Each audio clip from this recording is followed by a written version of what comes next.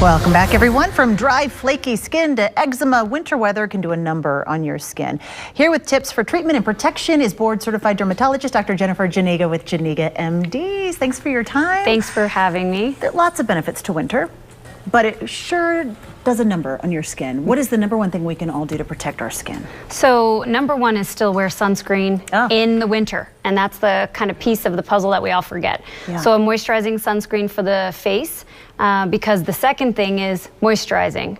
Because our skin is so dry, the environment takes all the moisture out, and the humidity is sucked out of the environment from the heaters in our homes also. So we have a double whammy effect there. So moisturizer, and don't forget your sunscreen are the two. Which I don't do either. Yes. That's part of the problem. Yeah. Let's talk about flare-ups with like eczema, psoriasis.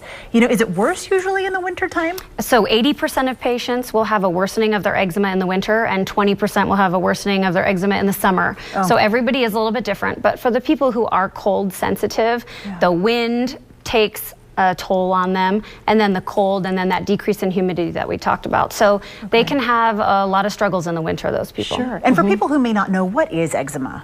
Eczema is a condition that you are genetically predisposed to, and some people never get it until they move to a very dry climate, like Reno. But if they lived in Baton Rouge, Louisiana, for example, they probably would never see the effects of it. But it's a inflammation of the skin that causes redness, dryness, flaking, and itching.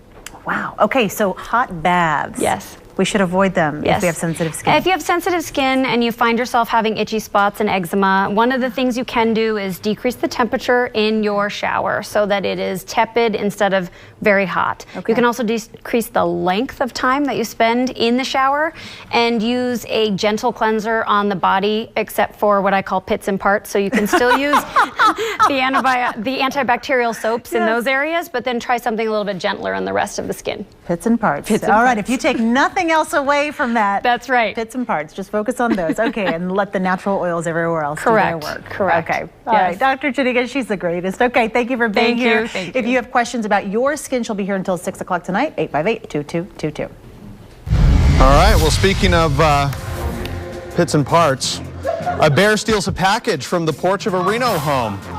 The must-see video is still ahead. The government shutdown may be over, but we'll tell you why federal workers say it might affect fire season. That's coming up next.